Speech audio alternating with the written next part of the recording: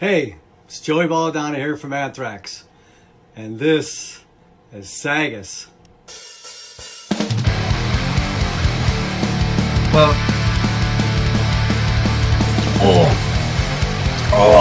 Look, this is a big one. I didn't break out and join the podcast today. It is now time for Devil's Advocate.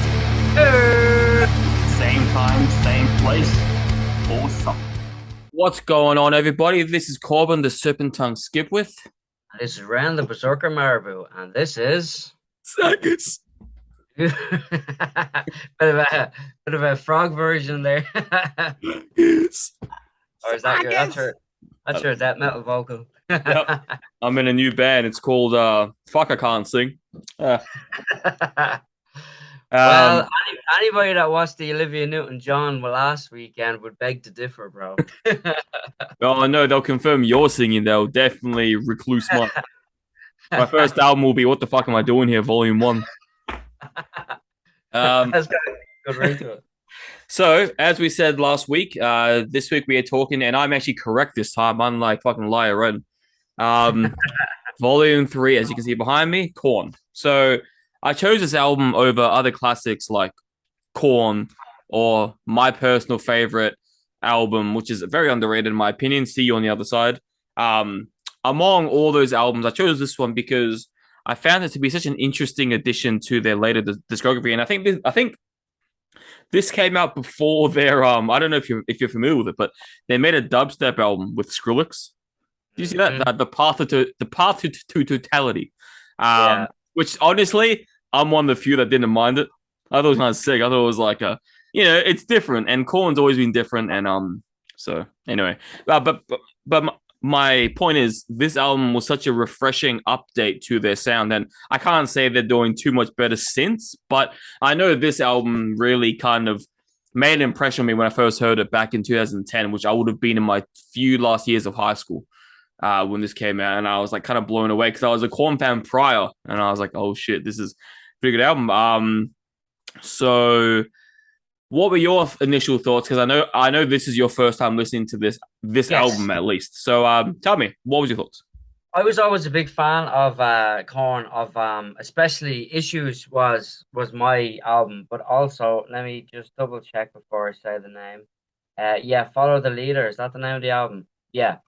So I was a '90s Korn fan, when I was when I was finishing school, they were really starting to take over. These guys, Slipknot and Limp Bizkit, were absolutely everywhere. It was an explosion, and it was a really exciting explosion as well because it was so different from what we were used to hearing in the '90s. The '90s was a very funny time of music. There was absolutely amazing gifted musicians came out at that time. Like Nirvana's always one that stands to point, but Pearl Jam, Chris Cornell, and just it was an insane time for music. But then towards the later half, just past the halfway point, it started getting a bit weird. And then all of a sudden, boom, the last couple of years, it was just like, wow, these bands, these guys are so futuristic. Like even Linkin Park was like futuristic, man. It was like, holy shit. But I loved the first couple of albums of Korn, the very first album as well. And that's the Korn I love. I love that sound. I love that crazy, frantic madness. And I was a bit skeptical when you suggested this one. And I was actually very surprised. It does feel like the Korn from the '90s. It's nice, like, so. That was my first thoughts on it. Yeah. You know what's interesting? It's like the reason I chose this album, and before I say that, you're completely right. In the '90s, there were so many God gifted, musicians and Fred Durst, that came out in the '90s, and Korn was one of them. And what's always driven me to Korn, and I'm pretty sure I speak for everyone who's a Korn fan as to probably why they're into it as well, is because the raw emotion that's brought out. I mean, in the first Korn album, my personal one of my favorite underrated tracks is Faggot or Faggot. It's Faget, because towards the back end, he just like has this rant about, I guess, people calling him gay or a faggot in school, and he's like, he's bursting out emotionally. And then you have the song Clown, which the first bit of the song is apparently a recording back when Korn was a garage band, and someone mocked him or something, like someone threw something at him, like when the garage door was open, and then he cracked it, and apparently one of the band members knocked that guy out. That's what I remember hearing the story, that apparently you can hear like one of the band members knocking the spectator out, and it's like, Yeah, right. clown. That's what I heard. I don't know if it's true or not, but they have this emotion within them, and obviously the song "Daddy," that 9-minute song, which is apparently about uncle abuse, not his dad. So very confusing because the name says Daddy, but apparently it's about like another family member molesting him. It's just like so many dark themes, and the trend goes on throughout the albums. But what I love about this album specifically is that 95% of the album is layered in 4 tracks. They wanted to go way back, all the way back, and we're talking Beatles back, like 4 layers. And I think the only song obviously I don't hear tracks in the light that you do, so maybe you can tell me if I'm wrong here. But I think the only track I could hear that had more than 4 layers was the song "Never Around," because I think that had some layering, like vocal layering on top while he's singing, it was like some manic scream or laughing over the 4 layers. So I think that may be the only track that I could hear that had more than 4 layers. But this album has, so it has the basics: guitar, bass, drums, and vocals. And for the most part, this album, that's what they rely on. And I really love that because it's like again, last week as we were talking about Slipknot, when you take away something, and in this case, I guess it was extra layering and extra things on top of each track, when you take that out, you have to replace it with something. And I feel like what they did on this album compared to previous albums of that time was bringing back that raw emotion that we remember from the 90s. And Jonathan Davis sounds as tormented as ever. And I know that sucks for Jonathan Davis, and especially a few years prior, after this album came out, his wife passed away, which fucking sucks, So it's like he hasn't had a good time with things, but he's always had that deep emotion, and so I think it's a monument, and it's a testament to his longevity, and this is why I chose this album. Yeah, man. You told me about the going back to the old recording process, and I was really excited when I heard that because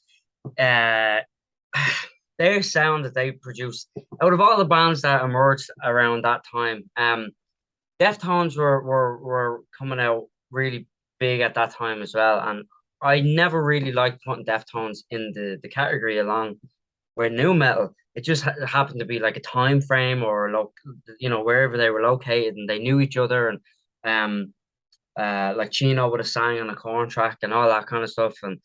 But yes, like it was just that sound. It was like there was so much. They utilized dynamics so well, with the bass and the drums and the guitars, and it just makes this like huge sound. But even now, still, that it's just Monkey playing. Well, I think Head's back, but at this stage, I think it was just Monkey, right? And to just have it like basically it was 3-piece instrumentation wise, and the huge. I know they're detuned really low, and that helps with the power, but I often think that takes away the punch when it's tuned too low. But with their dynamics, they still get that kick. It's absolutely excellent. And I think Ray Luzier, the drummer, that he was a great addition to the band. Sad news about the original drummer. That's another, that's 2 bands we're chatting about where they lost their drummer. I forget his name now. That's pretty bad on my part. But anyway, I love Ray's drumming because like he's in a band called KXM, which is one of my favorite bands it's like a super group with the legendary George Lynch, and that cool bass player guy. I'm so bad with names anyway, but I'd probably be asleep tonight, and I'm like, oh, Jimmy Bob. We're like, oh shit, man, that's the name. Yeah, but what's my bloody point now? I'm talking about Jimmy Bob. Um, but the that rawness is very prominent in this production, and it's excellent. It was produced by a bloke they call the Godfather of New Metal, Roy Robinson. Um, he basically has worked with everybody, like we've mentioned, Limp Bizkit, Slipknot, and Glassjaw, to name a few, like every big kind of band of that time. Um, and you can really hear the mixture between his amazing work and the old school approach. It was just an excellent combination straight off the bat, like, you know. Yeah. You know, one critique I've always had about Korn, and you know, this is just personal to me. You know, I guess it's unfair to call it a negative, considering maybe I might be the one in a million that gets triggered OCD wise with it. But I've always found Jonathan Davis's lyricism a bit too simple for my tastes. You know, it's not like, I mean, obviously it's each to their own, but considering we're talking about Slipknot, you know, Corey Taylor, he would write a verse like, you know, a sentence like, "Oh, that familiar cloak dagger stabbed me in the shadows." Jonathan Davis would sing it like, "My friend stabbed me in the back." It's like he doesn't like. To me, there's no, and you know, yeah. To me, it's always bothered me throughout the Korn albums how simplistic the lyrics are. But you know, he makes up for that in emotion. But yeah, and you know, it's just like there's so many Korn albums I love, but every time, you know, like if I pay too much attention to the lyrics, I'm just like, I'm like, come on, turn it up a notch, one notch up to like a bit more. You know, actually, funny enough, it's the same problem I had with early Ozzy Osbourne albums. I felt they were a bit too simplistic on his part, but then the more albums he came out with, the less that was a problem for me. But you know, the first album, it always bothers me. The first album, that track, I don't know. I'm like, dude, really, like that's your chorus? Like, no, but it always bothered me. Don't ask me, I don't know. It's just like those simplistic lyrics. But yeah. So besides that one thing, you know, I think this album shines and it represents their golden era, so to speak. And there's even some, you know, some creepy parts like at the end of Are You Ready to Live and Holding All These Lies, the last two tracks. And you know, the creepy Uber time, which I always found funny because I think that song came out before Uber existed. Really? Right. Right. I think about it, I'm like, what the fuck? They're onto something. But I remember back in the day, 2020, hearing the single, because the single that came out at least back then was the song "Leave Me Alone," Olderdale. That and "Pop the Pill" were the two singles that came out at the time, and I was like hooked. It's like I need to hear this album. And of course, when I did, I wasn't disappointed. I forgot if I had this on physical copy or not. It was so long ago I collected CDs, but I may have. But either way, I remember hearing this album and it blew me away. The simplicity of it, going back to the raw roots, and yeah, it was a perfect album in that sense. And one thing I had to point out is should any one of us, being Korn fans, be concerned that all the album covers that Korn have done, it's always like a creepy, like a helpless girl being predated by an old man. Like literally, if you go back, there's a girl on the swing, there's a girl holding the doll, there's a girl being looked at through a car. Yeah, on the edge of some kind of stairs. Yeah. But yeah, just my 2 cents. That's crazy. Like, you know, Pop the Pill. It's interesting you mentioned that one. The minute I heard that, I mean, the first track it was just Pink Floyd for me. Like, I was like, this is crazy, man. And it was really nice. I mean, I'm a big Pink Floyd fan too, but like, Leave Me Alone was good. It was that big fat Korn sound, you know. It's a really good track. Straight away, you're like, holy shit, Jonathan's voice is just out of this world, man. It's so unique. It's so him.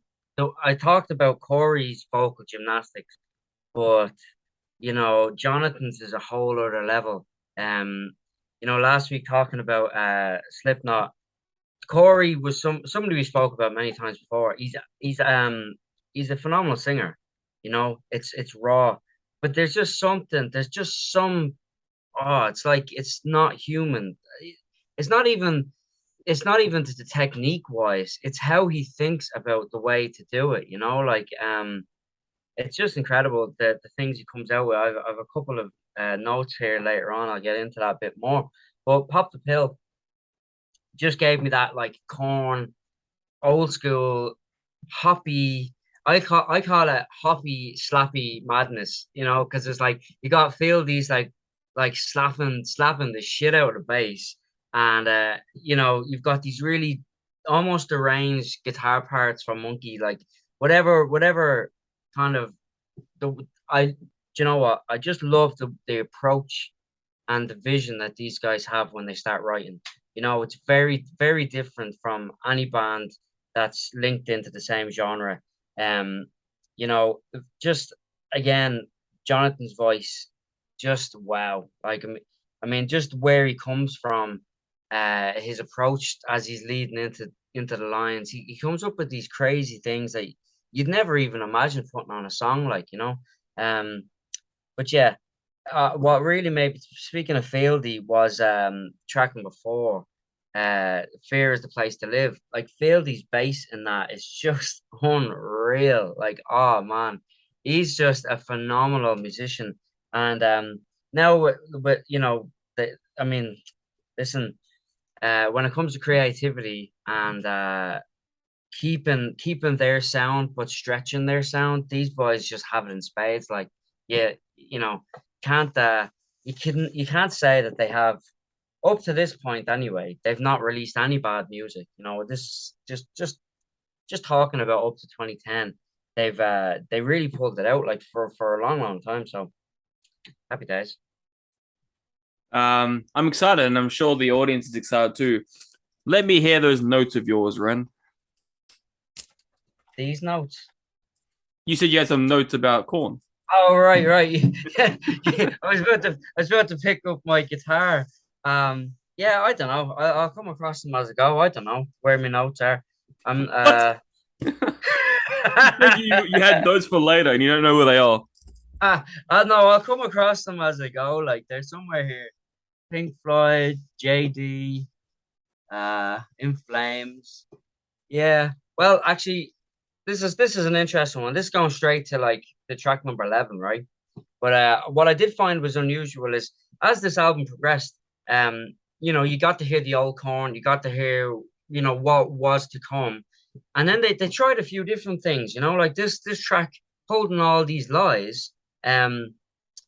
I'll get a bit more into that in a little bit, but there's strange In Flames and Slipknot with Korn sounds together. It was a really unusual sound. Like I just was like, that's a weird one. There's a bonus track as well that I didn't listen to fully, but the first couple of bars is actually really, really cool. What's the name of it?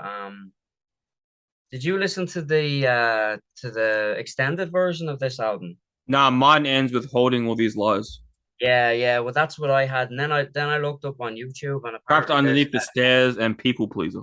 Yeah, Trapped Underneath the Stairs is actually pretty cool. Like, I didn't get to hear anything else, but that was an interesting. So I think that would have been nicer ending the album. Anyway, I'll get into that after. But yeah, my notes are all over the place. Sure, I'm all over the place.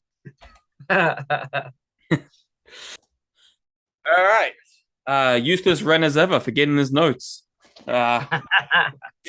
So we're going to sponsors now, and I'll start because fuck you. No, I'll start this time. So today I want to talk about the Gas Digital Network. It is a wonderful place full of, I would say, about 30 to 40 different shows, all with their own characteristics, their own personality. You got wrestling shows, you got music-related shows with none other than Zach Wilde himself.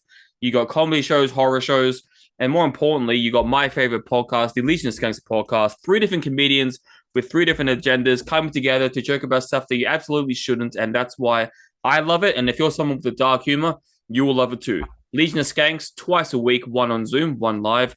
And if you like the If you like the show, you can watch it on YouTube. But if you want to support them, go on Gas Digital Network, subscribe for the monthly fee. I promise it's not too much, and you get access to all uncensored content and all the shows. And if Legion's Kanks isn't your thing, I promise you'll find something that is. So go to Gas Digital Network and subscribe today. If you watch any of the shows on YouTube, there should be a promo code and to give you cheaper month-to-month plans. So that's mine. Nice. Very nice. Well, this week I would like to give a shout out to, and by the way, I didn't have my coffee today because Brian, my stepson, decided to smash the coffee, just like I just smashed something there. He smashed the brand new coffee jar all over the kitchen. So I didn't get to have any coffee. So, so thanks, Brian. He's probably out in the kitchen listening to me here now. Oh, I'll smash your coffee, all right. But yeah, today I would like to give a shout out to the amazing Iron Age guitar picks. They sent me this lovely package. I've been using their stuff for quite some time. There's loads of beautiful picks in here. This is probably my favorite one. They sent me this one specifically. It's got like an Irish shamrock type vibe on it. We've got the Fenrir, which is the same as your necklace. It glows in the dark, actually. Let me see if I can make this magic happen on screen while I talk. And then we've got my berserker ones, my ebony wood berserker ones, and they have everything. They have everything. That's right. So let's see if this magic's works. No. Somebody told me that you can charge them up with a light. Somebody lied to me, did they? I don't know. Probably. Oh no, it's working. It's working. Anyway, that's me. Can you see? I can. Oh yeah, man. So yeah, Iron Age guitar accessories. Check them out. They'll do whatever you want, pick wise, and it's incredible craftsmanship. So happy. Nice. And before we go on to our next segment, I've been meaning to tell you this even on message, but you got to send me one of those one of those Ren Berserker pendants. Oh yes, definitely. Definitely. I was like, fuck, that'll be sick. Yeah. Just put on notice. So our next segment, our very popular segment, none other than the Devil's Advocate.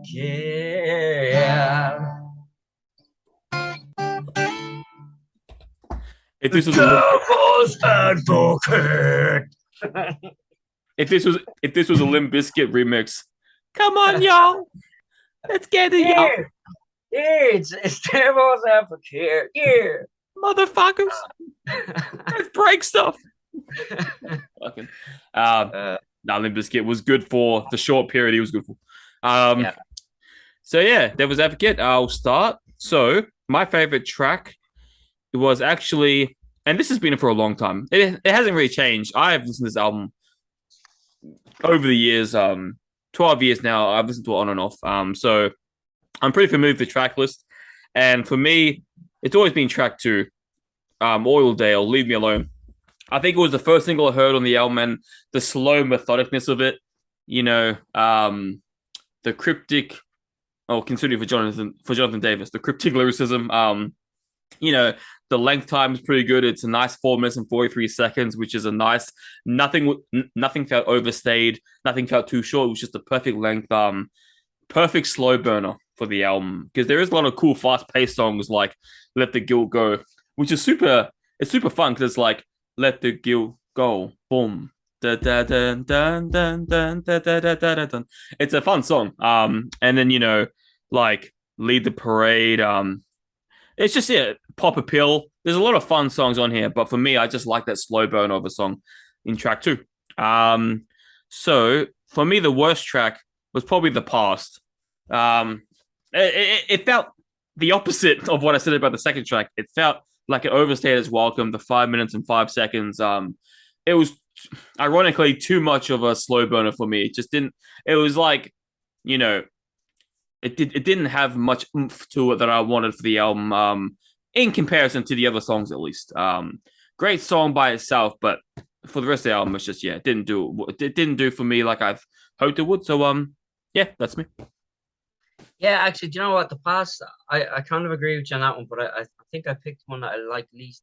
I do love the line, "Love without affection is hate without the pain." That's a good line in that song, but when one particular line shines out over the whole song, but the classic JD delivery on that song, as all of them.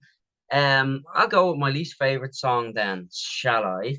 Because I already spoke about "Leave Me Alone." Um, holding these what's it? Holding all these lies. I kind of hit on it earlier on that it's a kind of a weird mix of like In Flames, Slipknot, and Korn combined. It's a strange one. Yeah, I just find it a little fussy. I feel like it was a track that they might have taken off the album. Him and Han, somebody really liked one part of it, or somebody in the executive table liked one particular part, and they were like, "No, I want this on the album." It just seemed a little fussy. I mean, there's insanely epic drums on this track. It's just killer. But and there's a lovely lead bit, which is very unusual for Korn. There's a couple of tiny little bits of, like what you'd call like your your usual, let's say, your usual lead guitar stuff, which isn't found on Korn generally. So that's where I go on that one. It's just a little fussy. It's just because like that's the beauty of Korn. They're able to make something fussy actually groove and sound correct. But I think this one it just leaned a little bit on the fussy side. Um, so which probably doesn't make any sense to anybody else describing a song as fussy, but "Let the Guilt Go" is also, you mentioned that one, bro. That's cool. It does make me think of "Let the Bodies Hit the Floor." Let the bodies hit the floor. So it's kind of like, and then on the verses, he's very Marilyn Manson-esque, which either or, Marilyn could have taken Jonathan's whatever like style. So chicken and egg kind of situation there. But it's got a wicked disco beat like which on the chorus. It's super catchy. Really, really love it. So my favorite track on the album is, I think, I was kind of him and Han here because "Lead the Parade" is a kick-ass song as well. The lyric, "I'm so happy, everything is wonderful." Like that's just brilliant. Like it's very Jonathan-esque lyrically.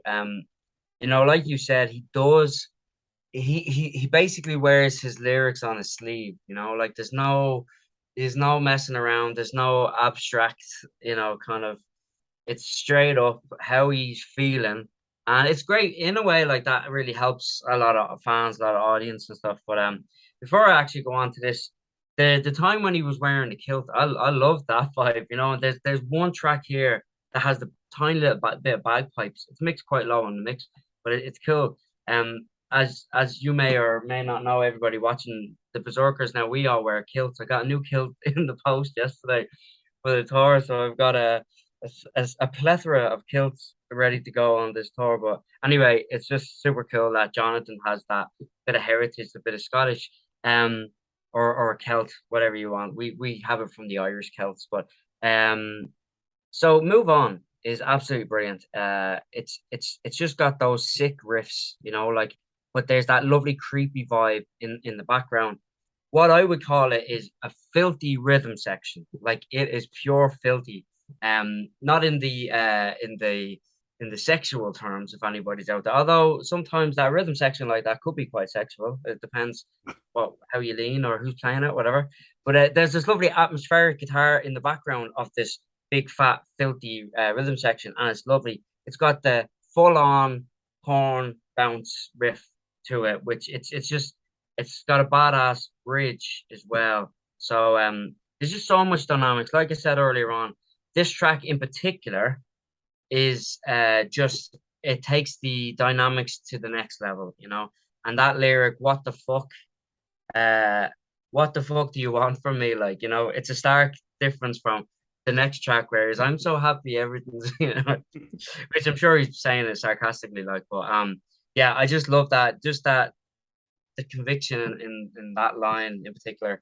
So yeah, like I really enjoyed this album, man. I think it was nice to listen to a different Korn album because Issues and Follow the Leader and Korn, the first album, were big albums for me growing up as well. Like, they had to contend with the grunge stuff for me, like Pearl Jam, Soundgarden, and Nirvana.